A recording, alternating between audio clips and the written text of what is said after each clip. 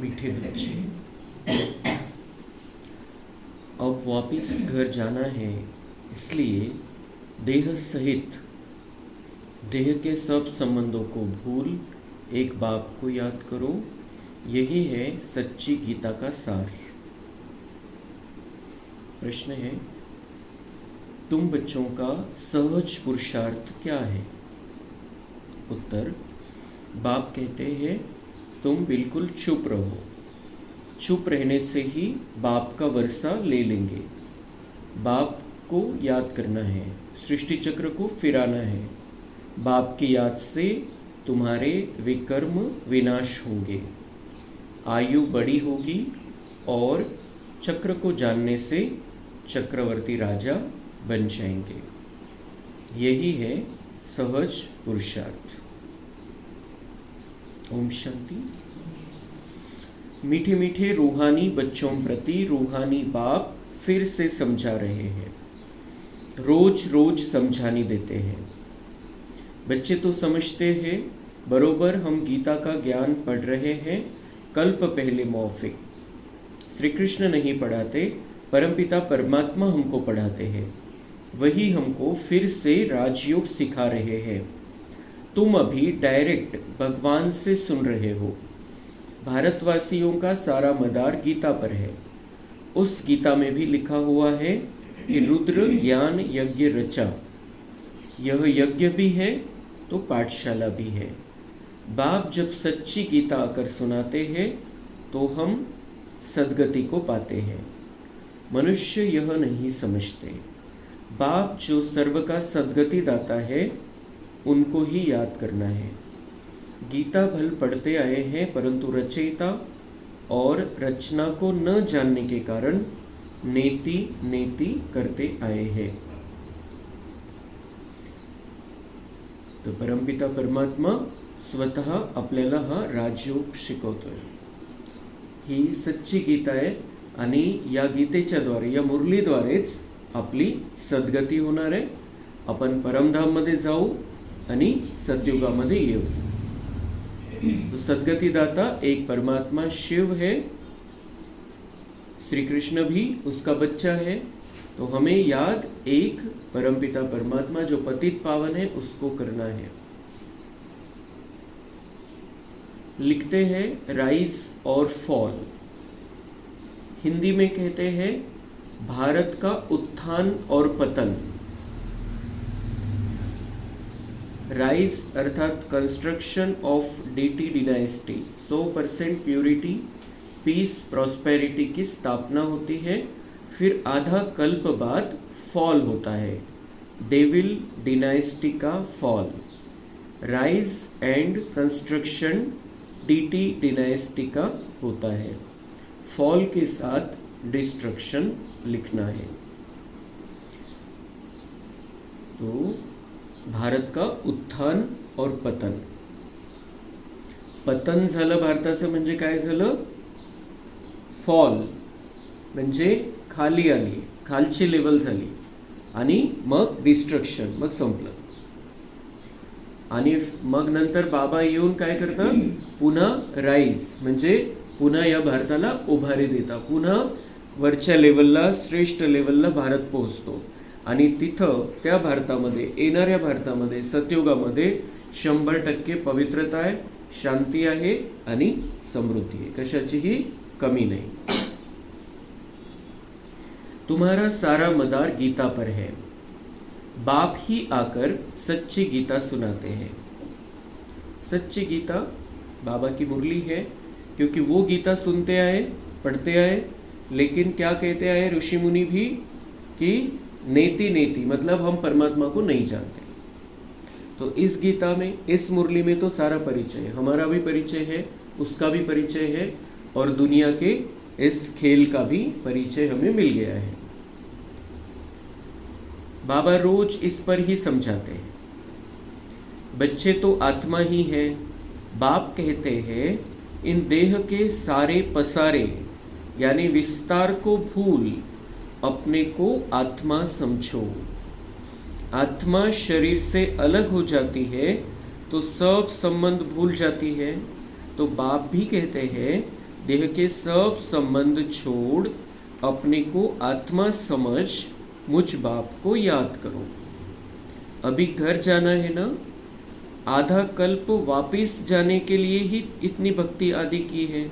सतयुग में तो कोई वापस जाने का पुरुषार्थ नहीं करते हैं, वहां तो सुख ही सुख है। तो सतयुग में सुख ही सुख है, तो सुख है तो हम भगवान को ढूंढने का भी प्रयास नहीं किया और उसको याद भी नहीं किया सतयुग और त्रेता युग में। फिर द्वापर से जब से दुख शुरू हुआ तब से हम पुरुषार्थ कर रहे हैं, भक्ति कर रहे हैं। क्यों? घर वापस जाना है, वापस जाना है, इस यहाँ पर नहीं रहना है, घर वापस जाना है। ये आत्मा में रिकॉर्डिंग है कि हम घर जाते हैं तो आराम करते हैं, आराम से रहते हैं। इसलिए आत्मा में ये मन बुद्धि में ये चलता है कि मैं घर वापस जाऊं, लेकिन जाने का समय होता है तब जाने को तैयार नहीं होते। लेकिन पुरुषार्थ चल रहा है घर वापस जाने का। तर बाबा म्हणता है घरी परत जाण्यासाठी तुम्ही एवढा पुरुषार्थ केलाय, करताय भक्ती मार्गामध्ये, करत आलेले 2500 वर्षापासून, तो घर वापस जाना है। तो उसकी तैयारी क्या है? सबसे पहले तो अपने आप को आत्मा समझना, बाकी सब को आत्मा समझना, मतलब संबंध के हिसाब से याद नहीं करना।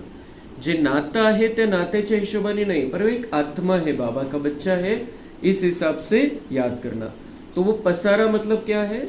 जो आत्मा ने ये पसारा फैलाया, मतलब ये जो रिश्ते नाते हैं, इस पसारे को भूलना है, सबको आत्मा समझना है। जो रिश्ते नातों के बंधन है उसमें ही दुख है। इतके सगळे याचा तो त्याचा तो त्याचा तो असे वेगवेगळ्या प्रकारचे नात्यांची किती मोठी लिंक है। तो बाबा कहते ये सारे पसारे को भूल जाओ, अपने आप को आत्मा समझो, वो जो रिश्तेदार है तुम्हारे उनको भी आत्मा समझो, और बाबा से जो मिल रहा है वो उनको दो। भले ही बोलकर नहीं दे सकते, शब्दों में नहीं दे सकते हैं, तो हम वाइब्रेशन तो दे सकते हैं उनको। तो अगर हम रिश्तेदार समझेंगे, देह भान के हिसाब से हम देंगे भी कुछ, बाबा का लिया हुआ उन तक पहुंचेगा नहीं। जब तक हम उनको आत्मा नहीं समझते तब तक उनको वो पहुंचा नहीं सकते जो बाबा देना चाहता है। म्हणून बाबा म्हणताय आता तुम्हाला पण घरी परत चालायचंय, तर तुम्ही घरी कसे होते? काही नाते संबंध नव्हते घरी। परमधाममध्ये जेव्हा आपण होतो कुठलेही रिश्ते नाते नव्हते। तुम्ही आत्मा, एक सेपरेट आत्मा, एक स्वतंत्र आत्मा होती। तर तशा स्थितीमध्ये पुन्हा परत यायचं इथं, मग मी तुम्हाला खूप आरामात घेऊन जाईल घरी। तो अपने आप को आत्मा समझना है, बाकी सारा पसारा भूल जाना है। और आत्मा भी समझना ये बहुत सुंदर, बहुत आनंददायक बात होती है कि मैं एक आत्मा हूँ, मैं इस शरीर से बिल्कुल अलग, 5 तत्वों के बने हुए शरीर से बिल्कुल अलग, बहुत सुंदर चैतन्य आत्मा हूँ। ये बहुत अच्छी बात होती है, बहुत सुंदर बात है कि हम अपने आप को आत्मा समझ सकते हैं। हमें पता चला है, वो दुनिया वाले आत्मा आत्मा करते रहते लेकिन उनको पता ही नहीं आत्मा अंदर कहाँ है। आत्मा में कैसे सारी रिकॉर्डिंग रहती है, आत्मा कैसे इतना छोटा सा सूक्ष्म बिंदु है और भ्रुकुटी के बीच में विराजमान है। तो वो कहाँ आत्मा को देखेंगे? आत्मा आत्मा करते रहते आणि आत्मा आत्मा करता करता मग ते भटकते आत्म्यापर्यंत पोहोचून जातात। तो हमें बाबा ने सिखाया तुम बहुत सुंदर आत्मा हो। तो हमें बीच बीच में, दिन भर में, आधा घंटे के बाद, 1 घंटे के बाद, बाकी सारा पसारा भूलकर अपने आप को याद दिलाना है मैं आत्मा हूँ और मुझसे किरणें निकल रही है, बहुत सुंदर किरणें निकल रही है। और इन किरणों में क्या है? शांति है, सुख है, आनंद है, प्रेम है। तो जेव्हा आपण असा विचार करतो तर आपण काय करतोय? प्रोडक्शन करतोय। शांति, शक्ति, सुख इथं बनवतोय आपण। तो बनाएंगे, जहाँ बनाएंगे तो वहाँ पर तो पहले मिलेगा। आपण मेंदूमध्ये बनवतोय, सगळ्यात पहिले मेंदूला मिळणार आपल्या, मग ते सगळ्या शरीरामध्ये जाणार, मग सगळ्या दुनियेमध्ये पसरू शकतो आपण। तो ये समझना मतलब सिर्फ समझना नहीं है, हम बहुत बड़ा कार्य कर रहे हैं। ये हम अपने अंदर की शांति शक्ति को पुनः जागृत कर रहे हैं। और वो जब शांति शक्ति सुख खुशी ये जागृत करेंगे हम, तो दुख अशांति परेशानी टेंशन ये यहाँ पर बनेगा ही नहीं, तैयार ही नहीं होगा। हम तैयार करते हैं। तो हमें तैयार क्या करना है? शांति सुख प्रेम आनंद। इसलिए बाबा याद दिला रहा है आज कि अब सारे पसारे को भूल जाओ, अपने आप को आत्मा समझो, क्योंकि इसी स्थिति में अगर आप आ जाओगे तो मैं बहुत आराम से आपको अपने घर में ले जाऊंगा, फिर वहाँ तुम आराम करोगे। और जब हम ऐसी तैयारी करते हैं, आत्मिक स्थिति में आ जाते हैं, तो देवता बनने का पुरुषार्थ भी साथ साथ चलता रहता है। ऑटोमेटिक हम देवता बनने की तैयारी भी करने लगते हैं। तो हम आराम करेंगे, परमधाम में जाकर नीचे आएंगे, सतयुग में देवता बनने की प्रैक्टिस यहाँ पर हुई रहेगी। तो हम बिल्कुल बहुत सुंदर ऐसे देवताई जीवन वहाँ पर जी सकेंगे।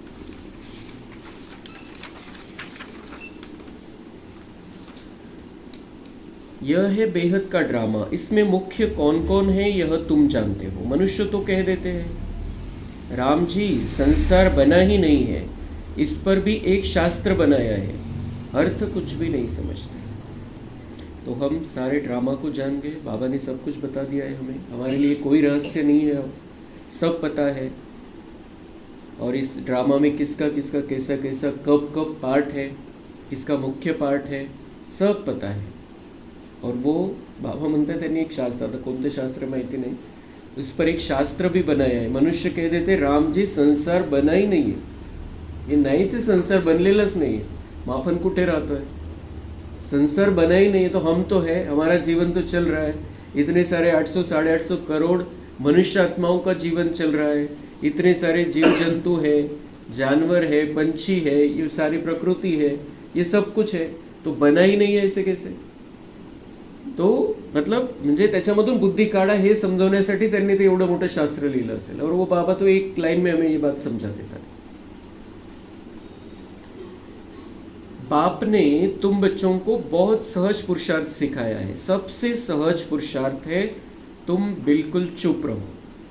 चुप रहो मतलब आत्मा शांत स्थिति में रहे। चुप रहो मतलब बातचीत मत करो, ये नहीं। चुप रहो मतलब कोई संकल्प नहीं चलने चाहिए, कोई व्यर्थ चिंतन नहीं चलना चाहिए। चुप रहने से ही बाप का वर्षा ले लेंगे। व्यर्थ बंद हो जाएगा तो बाबा से वर्षा लेने के हकदार ऑटोमेटिक हो जाएंगे। बाप को याद करना है, सृष्टि चक्र को याद करना है। बाप की याद से तुम्हारे विकर्म विनाश होंगे, तुम निरोगी बनेंगे, आयु बड़ी होगी। सृष्टि चक्र को याद करना है, बाबा की याद से हमारे विकर्म विनाश होंगे। बाबा को याद करेंगे तो विकर्म विनाश होंगे, हम निरोगी बनेंगे। मतलब यहाँ इस शरीर में जो रोग है उनको भी हम शांत कर सकते हैं, समाप्त कर सकते हैं। इस स्थिति में हम रह सकते हैं कि भले ही रोग शरीर में है लेकिन आत्मा पर उसका असर नहीं है। तो योग से निरोग भी हम हो सकते हैं। ये जो योग बाबा सिखाता है, ईश्वरीय करंट हमारे अंदर आता है तो हम अंदर के रोग को भी समाप्त कर सकते हैं। तो बड़ी बड़ी दादियों ने, जानकी दादी ने ये दिखा दिया है योग से कैसे हम निरोगी हो सकते हैं। आयु भी बड़ी होगी। यहाँ की जो आयु है उसको हम बढ़ा सकते हैं संगम युग में। जो हमने पिछले कल्प में पुरुषार्थ किया होगा वैसा ही पुरुषार्थ का संकल्प अगर हमें आएगा और वो ड्रामा अनुसार आएगा, इसीलिए बाबा हमें जगाता रहता है बीच बीच में, तो हम संकल्प करेंगे फिर से पिछले कल्प में हमने अपनी आयु को बढ़ाया था, निरोगी हो गए थे, वैसे ही यहाँ पर भी फिर से निरोगी बनेंगे। और चक्र को जानने से चक्रवर्ती राजा बनेंगे। ड्रामा अगर बुद्धि में रहेगा, मेरा जो सफ़र है, मैं पहले देवता था, फिर कैसे कैसे सफ़र करते करते मैं यहाँ तक पहुँचा हूँ, अगर ये बुद्धि में रहेगा, हमारे 5 स्वरूप बुद्धि में रहेंगे, तो बाबा म्हणता है आप चक्रवर्ती राजा बन जाओगे, क्योंकि वो क्वालिटी आ जाएगी बुद्धि में वैसे विचार करने से।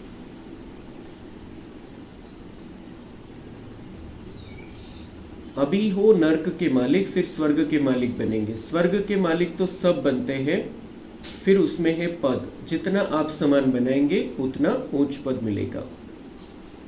तो भी नर्क के मालिक नर्क में रह रहे हैं। अब मतलब कल स्वर्ग में जाने वाले सब मेरे बच्चे, लेकिन वहाँ पर पद अलग अलग है। और पद कशावरती डिपेंड है, तो लेवल कशावरती डिपेंड है। जितना हम यहाँ पर आप समान बनाएंगे, जितना हम अनेकों को आप समान बनाएंगे, हमारा पद भी ऊंचा होता जाएगा। सच्ची गीता भगवान के द्वारा सुनने से मनुष्य से देवता, विश्व के मालिक बन जाते हैं। टॉपिक कितनी अच्छी टॉपिक है। इस टॉपिक पर हम समझा सकते हैं बहुतों को कि सच्ची गीता भगवान सुना रहा है, श्री कृष्ण के तन में आकर ही सुनाई है मुरली। लेकिन वो सुनाने का टाइमिंग उनको पता नहीं था, भगवान ने हमको बता दिया है कि भगवान कल्प के अंत समय में, कलयुग के अंत समय में आता है, जब सत्य को स्थापन करना है, अधर्म का नाश करना है, तब भगवान प्रवेश करता है श्री कृष्ण के अंतिम जन्म के शरीर में और फिर हमें सारे दुनिया के रहस्य समझा देता है। और इस रहस्य को जानने से और भगवान के द्वारा ये गीता सुनने से, मतलब भगवान की मुरली डायरेक्ट सुनने से मनुष्य से देवता और विश्व के मालिक बन जाते हैं। डायरेक्ट भगवान के महावाक्य सुन रहे हैं तो हमारे अंदर वो जागृति आ जाती है, क्योंकि हम मुरली ऐसे ही नहीं सुनते हैं। बाबा साथ साथ एनर्जी भी देता रहता है। जब हम मुरली सुनते हैं मुरली क्लास में, तब बाबा हमारे अंदर शक्ति भी भरता रहता है। तो शक्ति भरता है तो मुरली को धारण करना हमारा वो भाग्य बन जाता है। मुरली को धारण करने का भाग्य हमारी बुद्धि में रिकॉर्ड हो जाता है। फिर से हम मुरली को धारण करने लगते हैं और ऑटोमेटिक फिर देवत्व की ओर बढ़ते हैं। तो भगवान के द्वारा डायरेक्ट सुनने का उसका रिजल्ट ये है कि मनुष्य से देवता बन जाते, विश्व के मालिक बन जाते, क्योंकि बाबा सिर्फ सुनाता नहीं है, ताकत भी भरता जाता है। एक एक ज्ञान की पॉइंट्स लाखों करोड़ों रुपयों की है, जिससे तुम क्या से क्या बनते हो। तुम्हारे कदम कदम में पदम है, इसलिए देवताओं को भी पदम का फूल दिखाते हैं। देवताओं को भी पदम का फूल दिखाते हैं। कदम कदम में हमारे पदम है, तो वो उनके कदमों में भी पदम दिखाते हैं, कमल दिखाते हैं, या कमल आसन पर उनको बैठा हुआ दिखाते हैं। तो पद्मों की कमाई हम कर रहे हैं। जो बाबा के महावाक्य सुनते हैं, पद्मों की कमाई करते हैं। तुम ब्रह्मा मुखवंशावली ब्राह्मणों का नाम ही गुम कर दिया है। वह ब्राह्मण लोग कच्छ में कुरम गीता लेते हैं। अभी तुम हो सच्चे ब्राह्मण। तुम्हारे कच्छ यानी बुद्धि में है सत्यम, उनके कच्छ में है कुरम। तो तुमको नशा चढ़ना चाहिए। हम तो श्रीमत पर स्वर्ग बना रहे हैं, बाप राजयोग सिखला रहे हैं। हमारी बुद्धि में भगवान के महावाक्य है, भगवान की मुरली है, और इस आधार से हम दुनिया को स्वर्ग बना रहे। बाबा हमें राजयोग सिखा रहे, राजा बनाने का पढ़ाई पढ़ा रहे हैं, और इस आधार से हम भी राजा बनेंगे, दुनिया को भी स्वर्ग बनाएंगे।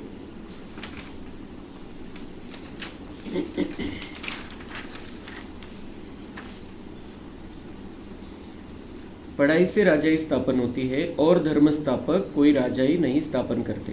इस पढ़ाई से राजाई स्थापन होती है। बाकी जो धर्म स्थापक आते हैं, धर्म की स्थापना करते हैं। लेकिन बाबा आते हैं तो बाबा धर्म की तो स्थापना, हमें देवी देवता बनाते ही है, धर्म की स्थापना होती है, ब्राह्मण कुल में हम आ जाते हैं, और साथ साथ बाबा राजाई की भी स्थापना करता है। इस पढ़ाई से बाबा तीनों काम करता है। वो जो धर्म स्थापक आते हैं, सिर्फ धर्म स्थापना, और धर्म स्थापना भी ऐसे नहीं, वो उपदेश देते हैं, धीरे धीरे धर्म स्थापन हो जाता है। लेकिन बाबा अभी पूरी तैयारी कर लेते हैं हमारे से। तुम जानते हो हम राजयोग सीखते हैं भविष्य 21 जन्म के लिए। कितनी अच्छी पढ़ाई है। सिर्फ रोज 1 घंटा पढ़ो। बाबा बोलता है 1 घंटा निकालो रोज। बस वह पढ़ाई तो 4-5 घंटे के लिए होती है। दुनिया में जो स्कूल में जाते हैं 4-5 घंटे पढ़ना होता है, और पढ़ने से क्या होता है, ज़्यादा से ज़्यादा क्या बन सकते हैं। और यहाँ पर अगर हम अपने लिए 1 घंटा निकालते हैं तो हमें विश्व की बादशाही मिल सकती है। कितनी बड़ी बात है। यह 1 घंटा भी बस है। वो 4-5 घंटे पढ़ते, बाबा मतलब ये 1 घंटा भी बस है। सो भी सवेरे का टाइम ऐसा है जो सबको फ्री है। सवेरे का टाइम सबको फ्री है, नंतर काम सुरू करा। बाकी कोई बांधेले आदि है, सवेरे नहीं आ सकते हैं तो और टाइम रखे। तो जो जनबंधन आहे खूप त्यावेळेला खरोखर काही इमर्जन्सी काम असतं, त्यावेळेला नाही येऊ शकत, तो बाद में आ सकते हैं, बाद में पढ़ सकते हैं। मुरली आकर, मुरली बाबा के घर में आकर, बाबा के क्लास में बैठकर मुरली पढ़ सकते हैं। तसं करू शकता की ज्यांचं नाही जमलं सकाळी ते नंतर येऊ शकतं। आपण 2 टाइम तर नाही ठेवू शकत। मधुबनमध्ये पण 2 टाइम नाही आहे, सेंटरवरती असतात 2 टाइम।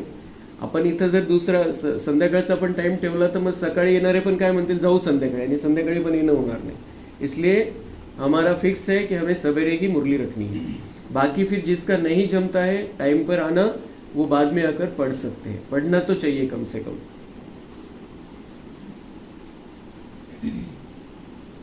अच्छा, मीठे मीठे सिके लधे बच्चों प्रति माता पिता बाप दादा का याद प्यार और गुड मॉर्निंग। रूहानी बाप की रूहानी बच्चों को नमस्ते। हम रूहानी बच्चों की रूहानी बाप दादा को याद प्यार गुड मॉर्निंग नमस्ते। वाह बाबा वाह, शुक्रिया बाबा शुक्रिया।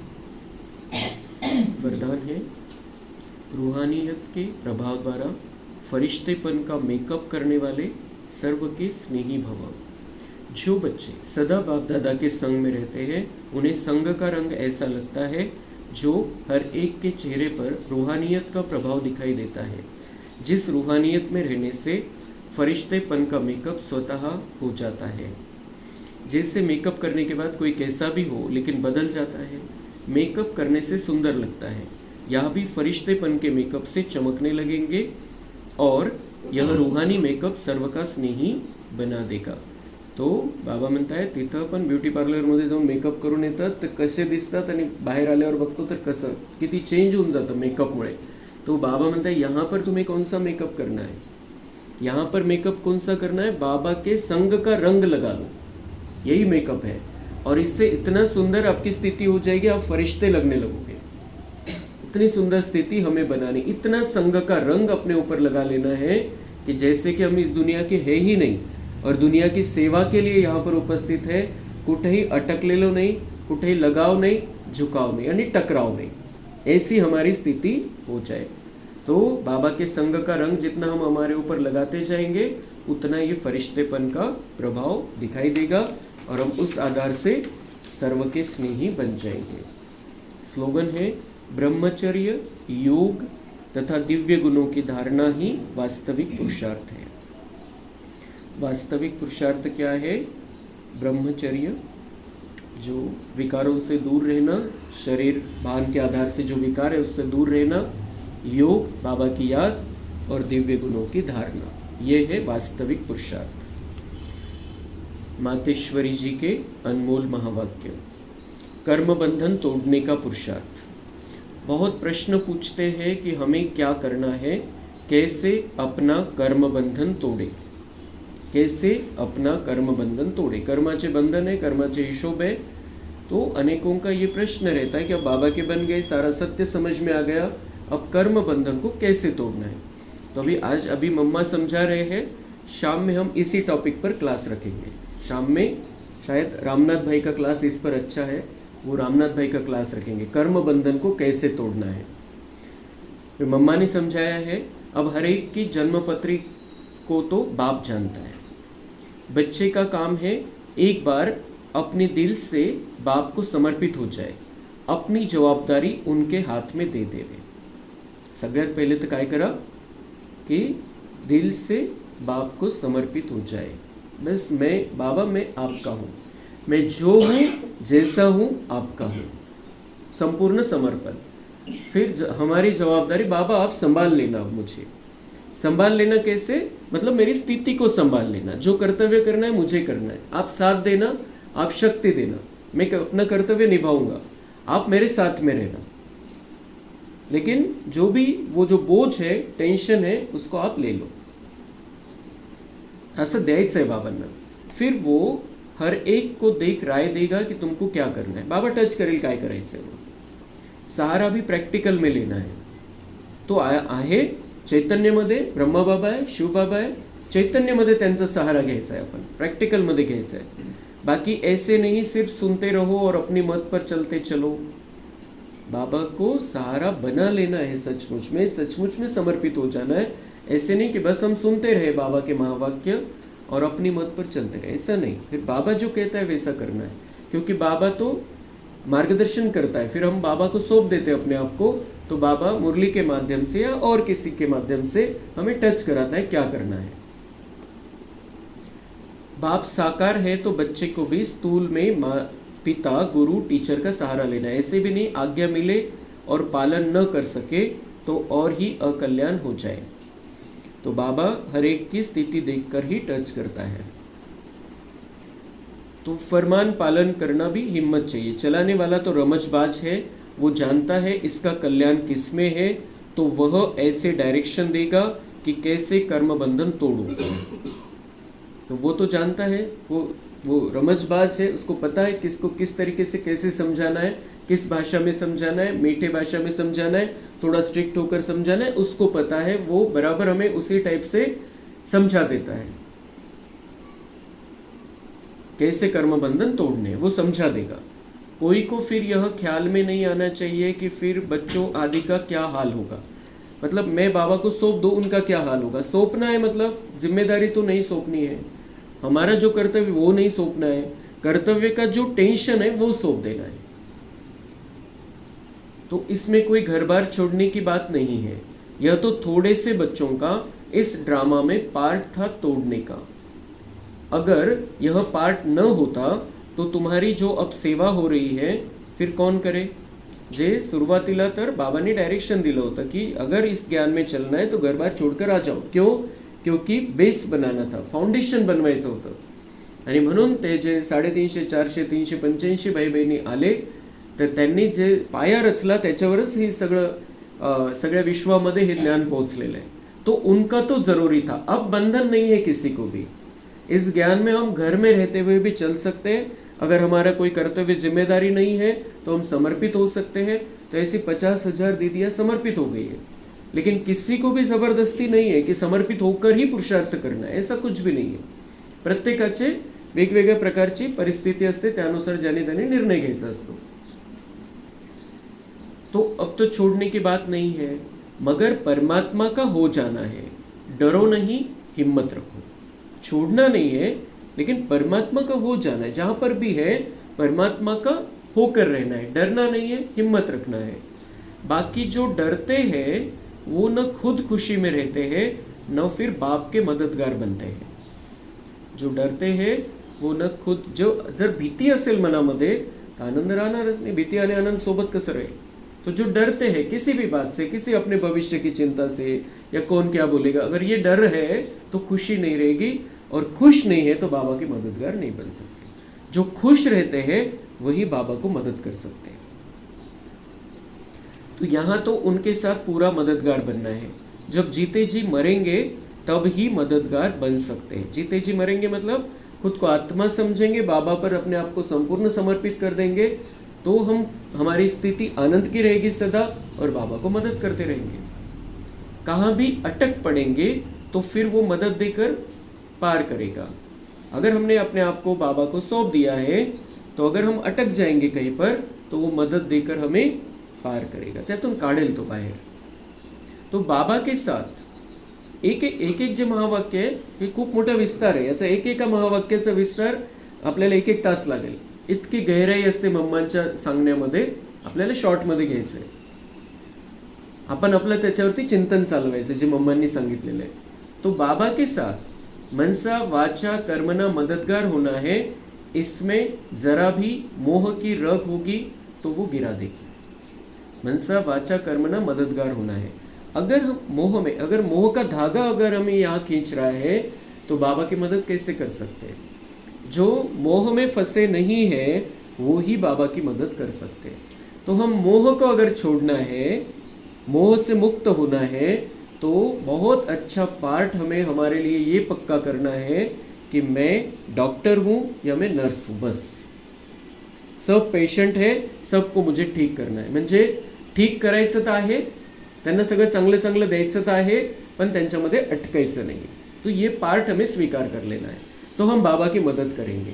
और हम है भी वैसे भी, बाबा कहता है तुम रूहानी डॉक्टर हो, तो हमें आत्माओं का इलाज करना है, आत्माओं को शांति देनी है, आत्माओं को सुख देना है। तो सबका, हमारे परिवार वाले हैं, हमारे रिश्ते नाते वाले हैं, या कोई भी दुनिया में कोई भी है, उन सब के लिए हमें रूहानी डॉक्टर बनना है।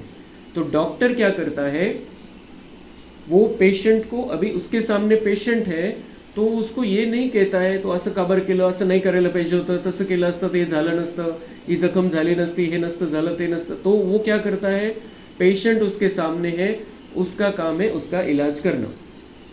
तो ऐसे ही हमें भी किसी के बारे में कोई संकल्प नहीं चलाने हैं, ऐसा है वैसा, ऐसा करता है वैसा करता है। हमें, वो पेशेंट है, हम डॉक्टर है, हमें बाबा से जो मिला है वो उनको देना है और ट्रीटमेंट करनी है। आत्माओं को शांति देनी है, सुख देना है, उनके जो मन में जख्म है उसको दूर करते चलना है। तो मोह की रग होगी तो वो गिरा देगी। तो हिम्मत रखो, आगे बढ़ो। कहाँ हिम्मत में कमज़ोर होते हैं तो मूंझ पड़ते हैं। इसलिए अपनी बुद्धि को बिल्कुल पवित्र बनाना है, विकार का जरा भी अंश न हो। मंजिल कोई दूर है क्या? हमारी जो मंजिल है, में जो लक्ष्मी नारायण बनना है, सतयुग में जाना है, परम धाम में पहुंचना है, मम्मा कह रहे मंजिल दूर नहीं है, लेकिन क्या करो, अपनी बुद्धि को पवित्र बनाओ। विकार का जरा भी अंश नहीं होना चाहिए। काम विकार नहीं, क्रोध मोह अहंकार नहीं, आलस्य नहीं, अलबेला नहीं, बिल्कुल पवित्र बनाना है। बहुत अच्छे अच्छे विचार और बहुत अच्छे अच्छे हमारी जो बाबा प्रेरणा देता है वो ही हमारी बुद्धि में रहनी चाहिए। तो मंजिल दूर नहीं है, मगर मंजिल दूर नहीं है, मगर चढ़ाई थोड़ी टेढ़ी बाकी है। लेकिन ये चढ़ने का रास्ता है तो ऐसा सीधा रास्ता नहीं है, वाकड़ा तिकड़ा रास्ता है। क्यों? क्योंकि हम 63 जन्मों से अलग अलग तरीके से चले हैं। तो अलग अलग तरीके से चलते समय अनेक प्रकार के कर्म बंधन हो गए हैं, अनेक प्रकार के कर्मों के हिसाब हो गए हैं। इसलिए ऐसा नहीं है कि बाबा का बनने के बाद बिल्कुल साफ रास्ता मिल गया है और हम बिल्कुल आगे बढ़ते जा रहे हैं। हमें ये थोड़ा बीच में अड़चने आने वाली है, पर मम्मा मनता है लेकिन समर्थ का सहारा लेंगे तो न डर है न थकावट है। रास्ता कैसे भी हो, वो सर्वशक्तिवान मेरा साथी कौन है, अगर ये बुद्धि में रहेगा तो डर भी नहीं रहेगा और हम थकेंगे भी नहीं। अच्छा, ओम शांति। एक बहुत महत्वपूर्ण संदेश है, गुलजार दादी के निमित्त जब भोग लगाया था 11 मार्च को, बहुत महत्वपूर्ण संदेश। गुलजार दादी जी के प्रति भोग तथा वतन से प्राप्त दिव्य संदेश। मोहिनी बहन ने ये भोग लगाया था, न्यूयॉर्क वाले मधुबन में लगाया था। सभी का याद प्यार लेते हुए आज जब बाबा के पास वतन में पहुंची तो वतन में पहुंचते ही देखा बाप दादा और दादी गुलजार दोनों ही ऐसे वरदानी हाथ से मुलाकात कर रहे थे। जैसे अव्यक्त बाप दादा का हाथ हम देखते हैं ऐसे हात रहता है। तर तसं वतनमध्ये वरती जेव्हा मोहिनी दादी पोहोचल्या, ट्रान्समध्ये त्या बिल्कुल त्या स्थितीमध्ये त्या गेल्या, दोनों के हाथ ब्रह्मा बाप दादा के भी और दादी गुलजार भी वहाँ पर थे, दोनों के हाथ ऐसे थे, वरदानी हाथ। कुछ समय हम सभी दृष्टि लेते रहे, दादी भी दृष्टी देती रही। मैंने कहा बाबा तर हे ॲक्च्युअलमध्ये वरती जाऊन बघतात हे सगळं स्पष्ट, बिल्कुल आपल्याला क्लियर पाहिजे। संदेश ऐसे ही नहीं आता है, वो वहाँ पर पहुँच जाते हैं। जैसे हम सिर्फ मन बुद्धि से ऐसे कल्पना करते हैं, पक्का करते हैं कि हम जा रहे हैं बस, लेकिन हम आत्मा यहाँ से निकलकर वहाँ जाते नहीं, वो भी आत्मा नहीं जाती है, पण बाबा मन बुद्धीला बिल्कुल खेचून घेतो त्यांच्या आणि ते क्लियर कट तिथलं स्पष्टपणे बघू शकतात। तो उन्होंने ये देखा कि मैंने कहा बाबा आज के दिन तो सभी आपके प्रति और साथ साथ दादी गुलजार के प्रति बहुत प्रेम की भावनाएं व्यक्त कर रहे हैं। सभी के मन में जितना ही प्यार आपके लिए है उतना ही प्यार आपके रथ के लिए भी है। 11 मार्च को हमारी भी स्थिति वो हो जाती है, जैसे 18 जनवरी को हो जाती है ब्रह्मा बाबा के लिए, वैसे 11 मार्च को भी अब हमारी स्थिति ऐसे हो जाती, दादी याद आती है दिन भर। तो वो मोहिनी दीदी ने वो सुनाया कि जैसे बाबा के प्रति प्यार है वैसे आज के दिन दादी गुलजार के प्रति भी सबका प्यार उमड़ रहा है। बाबा और दादी जब यह सुन रही थी तो दादी जी मुस्कुरा रही थी। मैंने कहा बाबा आज विशेष आपके लिए और दादी गुलजार के लिए सभी ने मधुबन का ब्रह्मा भोजन, टोली, फल आदि बहुत प्रेम से बनाकर भेजा है। मैंने कहा बाबा आप इसे स्वीकार करिए और दादी को कराइए। तो दादी कहती है कि मैं अकेले कैसे करूँगी, मेरी सभी सखियों और भाइयों को बुलाओ। अकेले कैसे लूँगी, सबको बुलाओ यहाँ पर। तो उनका मोहिनी दीदी म्हणताय मग त्यांनी जे बघितलं, उनका एडवांस पार्टी का बहुत बड़ा संगठन है, वो सभी वतन में इमर्ज हो गए। बाबांनी इशारा केला आणि ते पोहोचले तिथं जे एडवांस पार्टीच्या हात में, वो सब आ गए वहाँ पर। फिर बाबा ने प्रेम से सभी को भोग स्वीकार कराया। फिर बाबा ने कहा एडवांस पार्टी के जो भी है वे अभी तक यज्ञ में भी अपना पार्ट बजा रहे हैं। त्यांचा पार्ट संपला नाही, यज्ञाचाच भाग येते। बाबांनी जो है यज्ञ रचलेला है, या यज्ञाची ती पुढची तयारी करता है। ऐसा किसी को नहीं लगेगा कि वे यहाँ नहीं है। फिर बाबा ने ऐसा दृश्य दिखाया कि आज यज्ञ का विस्तार हो रहा है और यह भी हमें पता है कि यज्ञ को हम सबको मिलकर संपन्न भी करना है। बाबा ने कहा देखो, जहाँ पर जिस प्रकार की आवश्यकता होती है वहाँ पहुंचकर दादी या वरिष्ठ भाई अपना कार्य करते हैं। फिर बाबा मुन्नी बहन को जैसे पूछ रहे हैं कि क्या आपको ऐसा अनुभव होता है कि दादी आती है और अपना काम करती है, निर्वैर भाई आते हैं अपना काम करते हैं। दादी गेल्या, निर्वैर भाई गेले आणि त्यांच्या मनामध्ये वेगवेगळ्या प्रकारच्या संकल्पना होते की हे करायचंय ते करायचंय, तर मुन्नी दादी आता तिथं निमित्त आहे, सध्या त्या बघताय सगळं। तो जैसे उनको पूछ रहे थे बाबा कि आपको क्या अनुभव नहीं होता है कि जब जरा ऐसा लगता है कि इनका होना चाहिए था, निर्वैर भाई अभी होने चाहिए थे, तो उनको अनुभव हो जाता है कि ये भाई ने आके कुछ कर दिया काम गुप्त रीति से। तो बाबा ने कहा जिस जिस प्रकार के कार्य में उनकी उपस्थिति की आवश्यकता महसूस होती है कि आज अगर वह होते, तो बाबा ने कहा ऐसा कभी नहीं बोलना कि आज अगर वह होते, वह है। ये जो सभी जो एडवांस पार्टी के आत्माएं हैं जो संपूर्ण बनकर गए हैं, वो ऐसा नहीं है कि वो नाही आहे, ते कोणत्याही रूपामध्ये, आज छोटा बच्चा जरी आहे, 6 महिन्यापूर्वी शरीर सोडलेलं आहे, ती आत्मा तर मोठी आहे, आत्म्यामध्ये तर सगळे रेकॉर्डिंग आहे आणि संपूर्ण बनून ती आत्मा पुढच्या तयारीला गेलेली आहे। तो बाबा उनके द्वारा वो एक दिन के हैं तब से कार्य कराना चालू कर देते हैं, नए जन्म में गए हैं तब से कार्य शुरू हो जाता है, तो वो है। तो मुझे भी बहुत अच्छा लगा कि आज भी सर्व के सहयोग से यज्ञ कुशलतापूर्वक, सफलतापूर्वक, समर्थी से चल रहा है, आगे बढ़ रहा है। तर असंच नसतं वाढलं, हे जे आहे, हे जे बाबा सांगतोय त्याची सत्यता आपण लक्षात घ्यायची आहे। जब ब्रह्मा बाबा अगर नहीं होते तो यज्ञ तब का तब खत्म हो जाता था। तो ब्रह्मा बाबा है, मम्मा है, जो भी उनके बाद में आगे गए हैं वो सब है, वो सब आत्माएं अभी अपना कार्य कर रहे हैं।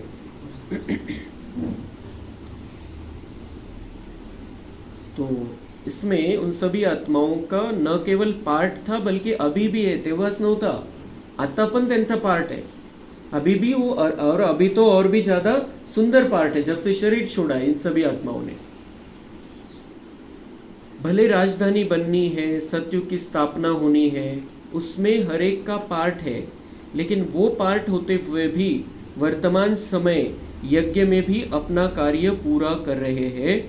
तो वो सतयुग की स्थापना का तो कार्य चल रहा है, 2 कार्य आहे त्यांच्याकडे, बाबांनी क्लिअर केलं की वो सतयुग की स्थापनाचं जो गुप्त कार्य करायचं, कोणाकोणाला कशी कशी प्रेरणा द्यायची आहे, कोणाकडून काय कार्य करून घ्यायचं, ते सगळं तर ते करताच आहे, पण यज्ञामध्ये पण जिथं कुठं वाटलं की हे पाहिजे होते आता, तर तिथं ते येऊन ते कार्य करून जातात। कितना सुंदर है, कितना नशा चढ़ना चाहिए हमें कि ये सारा ऊपर से चल रहा है कार्यक्रम, ये ऐसे यज्ञ बढ़ता नहीं जा रहा है, ऐसे ये पूरे संपूर्ण विश्व में नहीं फैला है, ये सारा कार्य भगवान करा रहा है और ये सभी जो संपूर्ण बनी हुई आत्माएं आगे गई है वो इस कार्य में मददगार है आज भी। फिर बाबा ने 2 क्षण रुककर बोला कि सभी एडवांस पार्टी के लोग पूछते हैं कि यज्ञ में अंतिम आहुति कैसे और क्या डलेगी, तो क्या आप सभी यज्ञ में अंतिम आहुति देने के लिए तैयार हैं? बाबा ने कहा देखो, बेशक अभी अंत नहीं है पर संपन्न तो होगा। तो यज्ञ में अंतिम आहुति, अभी यज्ञ संपन्न तो होगा, अभी अंत बिल्कुल आया नहीं है, लेकिन संपन्न तो होना है, संपूर्ण तो व्हायचं है यज्ञाला। और किस तरह से यज्ञ में हर एक आत्मा का विशेष पार्ट है, उन विशेषताओं में नंबरवार तो कहेंगे। जिसने जितना सूक्ष्म, अलौकिक, लौकिक तन मन से अपना उदाहरण रखा है, महानता बनाए रखी है, वह चाहे अभी शरीर में साकार में नहीं है, परंतु उनकी वही भावनाएं सारे परिवार में जगी रहेगी। जैसे विश्व किशोर भाऊ को हम याद करते हैं, यज्ञ के प्रति उनका जो प्यार था वही गुण अभी सभी के अंदर जागृत होगा। तो जो भी हमारी भावनाएं हैं, जो भी एडवांस पार्टी के आत्माओं की विशेषता है, उनके अंदर जो गुण है, बाबा म्हणता है वो सभी के अंदर जागृत हो गए। क्योंकि हम कहाँ पर हैं, कुठे बसलेलो आपण मुळ्यांमध्ये, आणि जे मुळ्यांमध्ये देतो आपण ते सगळ्या पत्त्यापर्यंत पोहोचतं. तर त्या अर्थाने बाबा म्हणताय जैसे विश्व किशोर भाऊ उनकी क्या भावना थी कि यज्ञ के लिए उनका प्यार था, हमारा भी यज्ञ के प्रति प्यार जागृत होना चाहिए. अगर हम कनेक्टेड है अच्छी रीति से तो हमारा इस यज्ञ के प्रति प्यार जागृत हो जाएगा. हमारा यज्ञ है, हमारे लिए बाबा ने ये यज्ञ रचा है, हमारे लिए सतयुग की स्थापना हो रही है. तो दादी गुलजार जी की विशेषताएं थी, उनको जब याद करेंगे तो वो गुण इमर्ज होंगे. जब हम दादी को याद करेंगे, दादी में विशेषताएं जो थी वो हमारे अंदर इमर्ज हो जाएगी. इसलिए हर एक बच्चे को यह ध्यान रखना है कि हर बात श्रेष्ठ रूप से समर्पित भावना से ऐसे संपन्न करूं जो यादगार बन जाए. तो जैसे उनकी स्थिती का प्रभाव पडता आहे तसं बाबा म्हणतात तुम्ही पण लक्षात घ्या की तुम्ही मुळ्यांमध्ये, ब्राह्मण मुळ्यांमध्ये, हा कल्पवृक्ष आहे, कल्पवृक्षाच्या मुळ्यांमध्ये तुम्ही बसलेले आहे. म्हणून खूप अटेन्शन ठेवा कि हर बात श्रेष्ठ रूप से समर्पित भावना से संपन्न करनी है. जो भी कार्य, जो भी सेवा मुझे मिली है श्रेष्ठ रूप से संपन्न करनी है और समर्पित भावना से. जैसे आपकी अगर समर्पणता संपूर्ण है तो जब आपको कोई याद करेगा तो उनके अंदर भी संपूर्ण समर्पण की भावना जागेगी. किती मोठी गोष्ट बाबा सांगतोय कि अगर हमारे अंदर संपूर्ण समर्पण की भावना है, मन बुद्धि से हम बाबा पर समर्पित हो गए हैं, तो हमें जब कोई याद करेगा तो त्याला तेच वाइब्रेशन जाते. उसको विकार के वाइब्रेशन नहीं जाएंगे, दुख अशांति के गुस्से के वाइब्रेशन नहीं जाएंगे, टेंशन के वाइब्रेशन नहीं जाएंगे. हम मन बुद्धि से बाबा पर समर्पित हो गए हैं, उसको भी वो प्रेरणा आएगी जब वो हमें याद करेगा. तो इतना बड़ा महत्व है हमारे एक एक संकल्प का अभी जो हम करते हैं.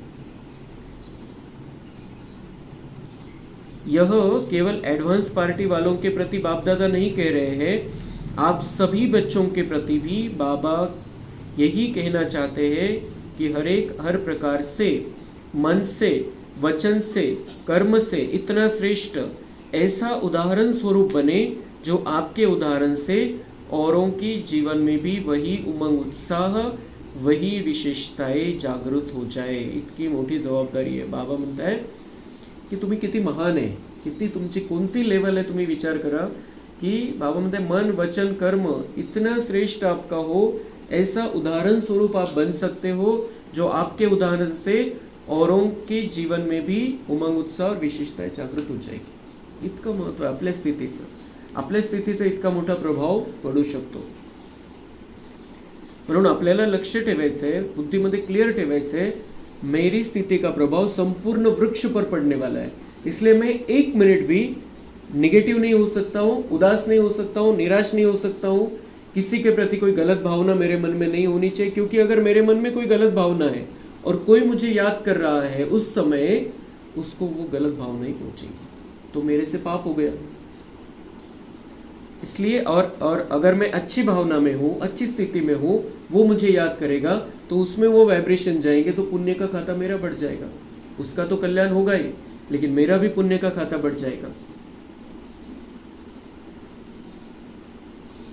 तो अब वो जागृत करने का समय है, विशेषताएं हमें अपने अंदर जागृत करने का समय, जिससे सभी बाबा के बच्चे, सारा परिवार, सभी यज्ञ के सहयोगी बच्चे खुद भी अपने को संपन्न बना सकेंगे और यज्ञ को भी संपन्न कर सकेंगे. तो वो सारी विशेषताएं, गुण हमें अपने अंदर जागृत करने हैं.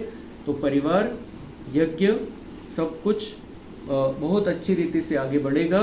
परिवार भी आगे बढ़ेगा, हमारे सब जो भाई बहनें हैं सब आगे बढ़ेंगे और ये यज्ञ भी संपूर्ण होकर संपन्न हो जाएगा. जे यज्ञाचा जो उद्देश होता सतयुगाची स्थापना, ते लवकरच पूर्ण होऊन जाईल.